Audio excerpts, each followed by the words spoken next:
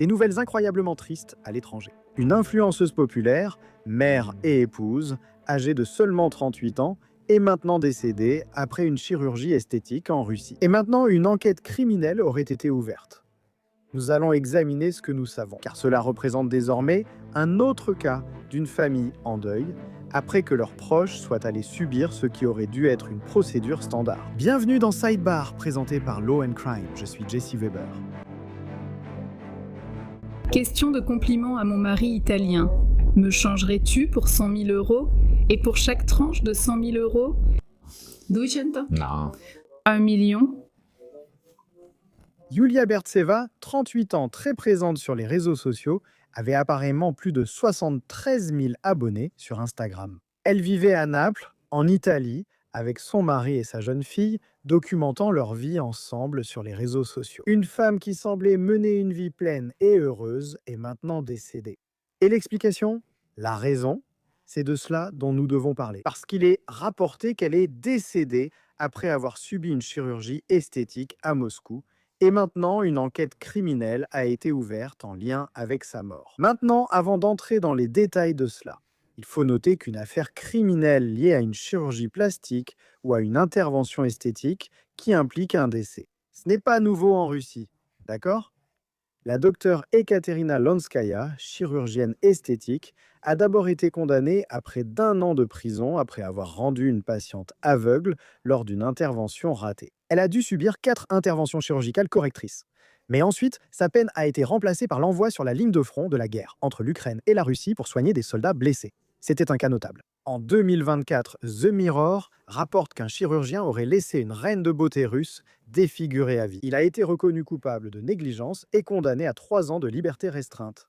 Mais il a en réalité pu échapper à la punition en raison d'un problème de prescription. En laissant cela de côté, une autre affaire notable apparaît dans la rubrique.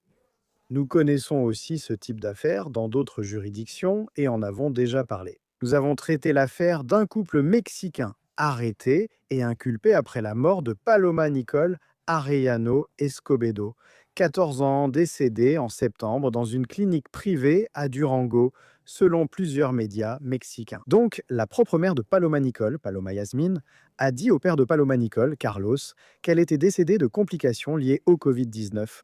Mais il a apparemment découvert lors de ses funérailles que sa fille avait manifestement subi des chirurgies esthétiques, y compris une augmentation mammaire. Le médecin qui aurait été impliqué dans cette affaire. Il serait accusé d'avoir permis à sa femme de travailler à ses côtés lors de procédures dites médicales et de chirurgie, alors qu'elle n'a pas fait d'études de médecine. Donc, on parle ici d'un médecin qui fait face à des accusations d'abandon et de pratiques médicales inappropriées. Nous avons également parlé du cas du docteur Ben Brown, le chirurgien plasticien de Floride, qui est jugé pour homicide involontaire après la mort de sa femme, Hilary, qui aurait fait un arrêt cardiaque pendant une intervention. Le médecin légiste affirme qu'elle est décédée d'une toxicité à la lidocaïne. Mais maintenant, nous passons à cette affaire de Yulia.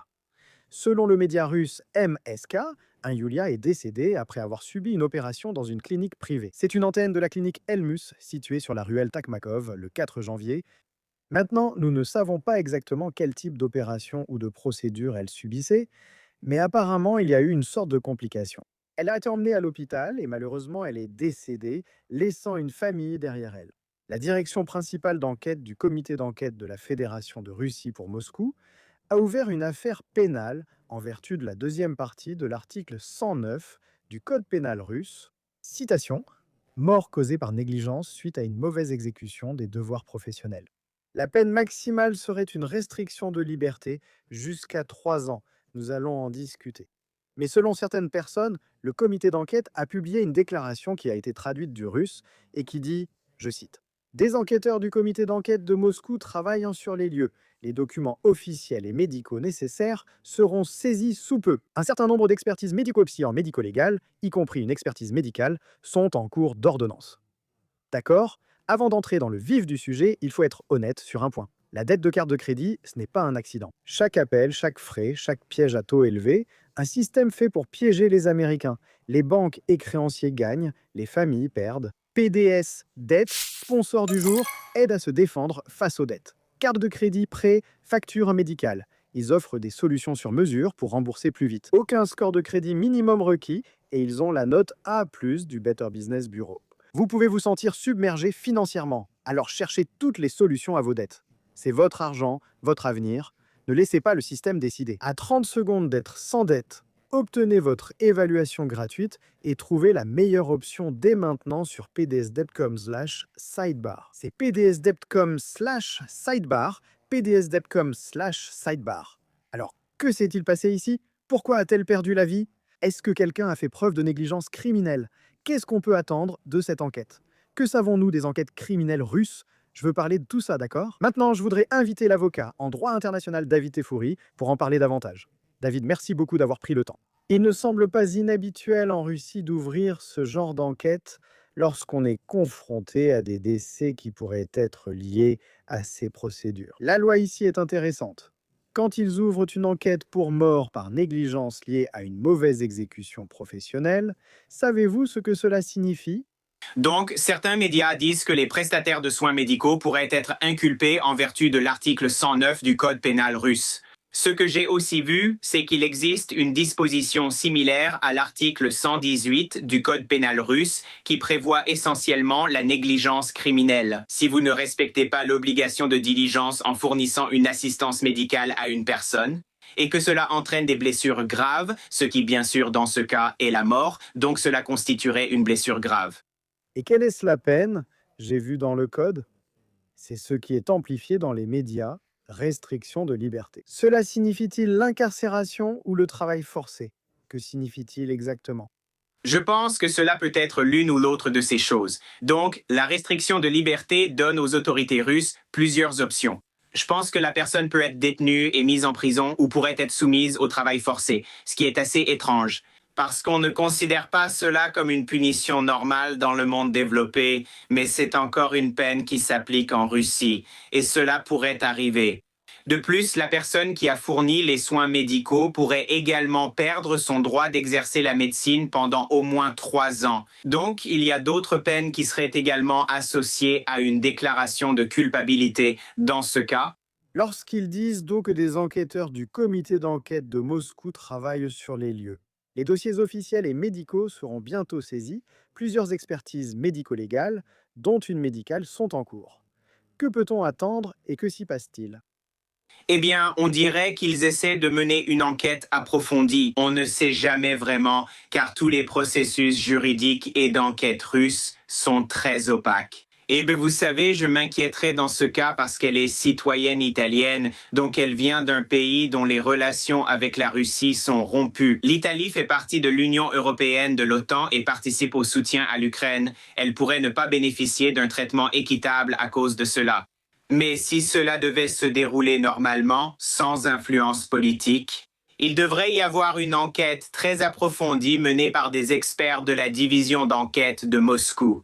Espérons qu'elle inclue des enquêteurs expérimentés dans l'investigation de crimes de ce type impliquant une mauvaise prestation de services médicaux. Il faut évaluer le niveau de soins attendus, ce qu'un médecin compétent aurait fait, et si le médecin a agi différemment en ne respectant pas ce niveau. Savez-vous s'il est courant d'ouvrir systématiquement une enquête de ce genre? S'il y a un décès ou s'il y a eu un événement qui indiquerait que ce n'était pas un risque lié à la procédure? Que ce n'est pas un accident d'une certaine sorte, vous savez? Je ne sais pas. Je suppose qu'il ne serait pas normal d'ouvrir immédiatement une enquête comme celle-ci. Mais cela a attiré l'attention immédiate dans le monde entier parce qu'elle est une influenceuse sur les réseaux sociaux. Et peut-être que cela a poussé les autorités russes à prendre l'affaire plus au sérieux et au moins à montrer au monde qu'elles font quelque chose à ce sujet. Savez-vous si ces cas sont fréquents? J'ai trouvé de nombreux cas sous cette loi russe, concernant des décès par négligence liés à une mauvaise exécution professionnelle. Plus tôt cette année, la Russie a ouvert une enquête criminelle après la mort d'un patient suite à une chirurgie esthétique, ne s'étant pas réveillé de l'anesthésie. Vous en voyez plusieurs ainsi. Est-ce que c'est un problème qui concerne potentiellement les cliniques là-bas? Ou y a-t-il quelque chose que vous savez? Pourquoi voyons-nous ce genre de cas et est-ce que c'est courant? Eh bien, vous savez, le tourisme médical est courant en Russie, ce qui est assez surprenant parce qu'on pourrait penser que la plupart des gens hésiteraient à choisir la Russie comme destination pour ce genre de choses. Les soins médicaux, et vous savez, en particulier, ce type de soins est très populaire auprès des personnes qui souhaitent obtenir ce genre d'augmentation. Et j'imagine que, comme l'économie russe souffre énormément, il est très difficile de faire entrer de la devise étrangère en Russie. Cela est probablement devenu un moyen plus populaire pour toute personne travaillant dans le domaine médical de gagner de l'argent. Il est probablement très difficile de gagner de l'argent auprès du citoyen russe moyen, car il gagne si peu d'argent. Je pense donc que médecins, infirmières et praticiens sont incités à proposer ce type de chirurgie élective aux personnes venant hors de Russie, à un prix sans doute inférieur à celui de leur pays, mais bien plus élevé que ce que les médecins toucheraient des citoyens russes. Oui, je suis curieux de voir ce qui va suivre, n'est-ce pas? J'ai évoqué certaines choses qu'il pourrait faire en coulisses, je pense. La question est de savoir comment cela devient des accusations officielles, combien de temps dure l'enquête et s'il y en aura. Comment cela fonctionne-t-il? Oui, cela pourrait prendre des mois et même encore plus longtemps que ça. La Russie est un pays très bureaucratique. Cela dépend s'il y a beaucoup d'insistance et de pression sur les autorités d'enquête pour faire de cette affaire une priorité. Si cela devait avancer normalement, sans l'exercice d'une influence politique, cela se passerait probablement de manière très réfléchie. La famille devrait examiner cela de près. À quoi ressemble un procès? Comment cela fonctionne-t-il? Et en quoi est-ce différent de ce à quoi nous nous attendons ici, aux États-Unis, pour un procès? Eh bien, vous savez, la Russie a en quelque sorte modernisé son système juridique depuis la fin de la guerre froide, donc elle a adopté certaines normes et procédures similaires à ce que vous verriez dans un tribunal occidental. Ce serait similaire à un procès aux États-Unis, en Angleterre ou en Europe, mais avec des procédures un peu différentes. Je voudrais parler de l'Elmus, donc il a été rapporté qu'il s'agissait d'une clinique Elmus, et je m'excuse si je le prononce mal. Je suis allé en ligne. J'ai cherché la clinique Elmus en ligne. Selon mes recherches, ce site web affirme, je cite, la clinique Elmus offre des services esthétiques variés. Embellissement du visage, remodelage corporel, greffe de cheveux, traitement de l'obésité, cosmétique dentaire et rhinoplastie. La clinique allie expertise et technologie moderne pour aider les patients à obtenir l'image souhaitée. Grâce à des médecins expérimentés utilisant des équipements médicaux récents et des protocoles internationaux pour les traitements et chirurgies esthétiques. Donc si en fait les informations sont vraies et qu'il s'agissait d'une clinique Elmus, il semble qu'ils aient peut-être un siège principal en Turquie. Cela ressemble à une opération d'envergure qui est maintenant en cours d'enquête par les autorités russes. Oui, et le fait qu'il y ait un lien avec une clinique ou des bureaux en Turquie pourrait être une bonne chose pour la famille. Parce que s'ils n'obtiennent pas justice en Russie, ils pourraient peut-être la poursuivre contre l'établissement en Turquie. Et bien sûr, la Turquie est devenue en quelque sorte l'un des centres mondiaux de la chirurgie esthétique. Si vous allez en Turquie comme moi fréquemment, vous voyez des gens qui sont là pour la chirurgie esthétique. Ils ont des bandages ou des choses enroulées autour d'eux qui montrent qu'ils viennent de subir une chirurgie esthétique. Donc, c'est un endroit très populaire et cela ne m'étonne pas qu'il y ait un lien entre la clinique en Turquie et la clinique en Russie. Mais la chirurgie esthétique devient de plus en plus populaire et comme c'est très cher, beaucoup de gens choisissent de la faire dans un autre pays où c'est moins coûteux. J'ai regardé les avis Google à nouveau, et si c'est vrai, il semble qu'il y ait une clinique Elmus dans cette zone, juste sur la ruelle Tokmakov. Et j'ai regardé les avis Google, et comme pour tout, il y a de bons avis, il y a de mauvais avis. Elle a une 4,2, mais je veux juste vous lire quelques-uns des mauvais avis et voir si c'est pertinent dans le cadre de l'enquête et de ce dossier potentiel. L'un d'eux a dit « Un professionnel compétent. Arnaque, ne tombez pas dans ce piège, perte de temps. Ils n'ont pas fait la procédure demandée. Je voulais savoir, de la part d'un professionnel, comment bien prendre soin de ma peau, mais je n'ai eu aucune réponse ici non plus. Ils m'ont simplement rempli la tête avec leurs opinions en montrant des photos avant et après le Botox. Ils ont fait un peeling bon marché, après quoi mon visage a maintenant l'air terrible et de l'acné est apparu. Je n'irai pas dans cette clinique, même pour de l'argent. S'il travaille avec des produits bon marché, il n'en sortira rien de bon. En voici un autre. Je suis très déçu par mon expérience à la clinique Elmus et estime devoir avertir les clients potentiels contre le contact avec cet établissement. Ma visite s'est avérée non seulement être une perte de temps, mais aussi un coût notable pour le système nerveux, car il me semble que c'est une véritable tromperie. Il reste beaucoup d'inconnus, David, sur ce qui est arrivé à Yulia et les circonstances de son rendez-vous et de la procédure. Est-ce quelque chose qui pourrait intéresser les enquêteurs? Absolument. Ils vont probablement parler à d'autres patients pour comprendre comment la clinique fonctionne et si d'autres patients ont rencontré des problèmes similaires. Cela pourrait constituer des preuves dans l'affaire, ces deux patients qui se sont plaints et ont écrit des avis négatifs. Ce qu'ils suggèrent est préoccupant. Cependant, je noterai qu'aucun d'eux ne semble dire qu'il a subi un préjudice grave. Cela n'a pas entraîné de blessures graves qui seraient passibles de poursuites selon les lois dont nous avons parlé. Je pense que si de nombreux patients ont été très mécontents de cette clinique et peuvent témoigner du non-respect du devoir de diligence par les professionnels de santé, les enquêteurs examineraient cette preuve qui pourrait être présentée au tribunal. Et je ne critique pas le système juridique russe ni les enquêteurs russes. Mais je dois quand même vous demander, d'après votre expérience, d'après ce que vous savez, à quel point seront-ils transparents avec les informations? Et dans quelle mesure la famille sera-t-elle informée de ce qui est arrivé à Yulia? Et que saurons-nous du procès? Je suppose que la question principale est de savoir à quel point l'information concernant une enquête ou un procès, dans une affaire comme celle-ci, est publique et accessible, s'il y a même un procès. Oui, je veux dire, j'irai même plus loin que vous. Je serai très critique envers le système judiciaire russe parce qu'il n'est pas indépendant et parce que le gouvernement peut influencer la façon dont les affaires avancent. Si le gouvernement veut un résultat, il l'obtiendra. Nous avons constaté cela dans de nombreux cas où des Américains ont été arrêtés et poursuivis malgré un manque de preuves qu'ils aient commis un crime. Mais le gouvernement russe voulait un certain résultat. Brittany Griner, par exemple, a traversé ce type de situation. Et donc, si cette affaire reste discrète, si le gouvernement russe décide qu'il n'a pas d'intérêt particulier dans cette affaire, alors peut-être qu'elle pourrait suivre son cours normalement. Mais si le gouvernement russe décide pour une raison quelconque, et il pourrait y en avoir beaucoup, y compris le fait qu'il ne veuille tout simplement pas de publicité négative, cela pourrait en fait influencer la décision et pousser les enquêteurs à clore l'affaire en concluant qu'il n'y avait aucune preuve de crime. Et oui, c'est un point important. Je voudrais juste poser une question de plus. Je veux développer quelque chose que vous avez mentionné. Elle compte de nombreux abonnés sur les réseaux sociaux, ce qui a été relayé par des médias américains. Cette attention du public, est-ce que cela influence l'enquête russe? Ou vous savez, d'une quelconque manière? L'attention du public influence-t-elle une affaire partout dans le monde?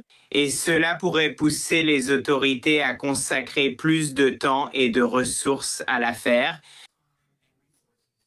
Cependant, s'il y a un pays qui est moins imperméable à l'attention du public, c'est la Russie. Parce que, vous savez, la Russie reçoit beaucoup de publicité négative. De nombreux rapports évoquent les abus, violations des droits de l'homme et le non-respect de l'état de droit en Russie, que la Russie ignore. La Russie irait sans doute très bien en ignorant aussi toute critique issue de cette affaire. Elle a des problèmes bien plus importants dans le monde que celui-ci, et si elle décide simplement de vouloir que cette affaire disparaisse, elle pourrait conclure la décision immédiatement. Elle pourrait exclure, ignorer ou ne pas répondre à la famille, qui aurait peu de recours. Et avant de conclure, pour revenir à Yulia, et on comprend vraiment qui elle était. Dans ses publications Instagram, vous savez, il y en a une que je voudrais souligner. Donc elle écrit à quel point notre enfance était différente. Giuseppe et moi avons 1 an d'écart, c'est son mari. Nous parlons souvent de notre enfance en comparant comment nous avons grandi, à quel jeu nous jouions, ce qui nous intéressait, et ainsi de suite. Bien que nos familles aient des moyens financiers similaires, nos enfances différaient par pays et coutumes. Nous profitions des légumes et des fruits en été, et dans l'ensemble, le régime alimentaire n'était pas très varié, mais savoureux. Giuseppe avait toujours tout en abondance. Ses parents essayèrent de le forcer à manger des fraises, par exemple, mais il n'en voulait pas.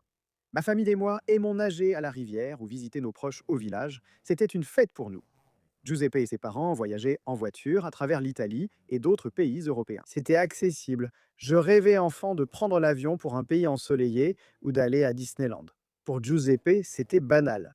Je n'échangerais mon enfance contre rien. C'était une période heureuse, mais la vie et le travail étaient simplement plus difficiles pour les soviétiques.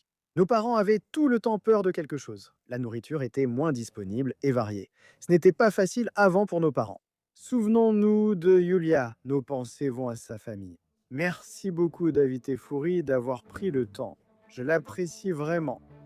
Merci. C'est tout pour l'instant sur Sidebar. Merci de nous avoir rejoints. Abonnez-vous sur YouTube, Apple Podcast, Spotify ou votre plateforme de podcast habituelle. Suivez-moi sur X ou Instagram, je suis Jesse Weber. À la prochaine.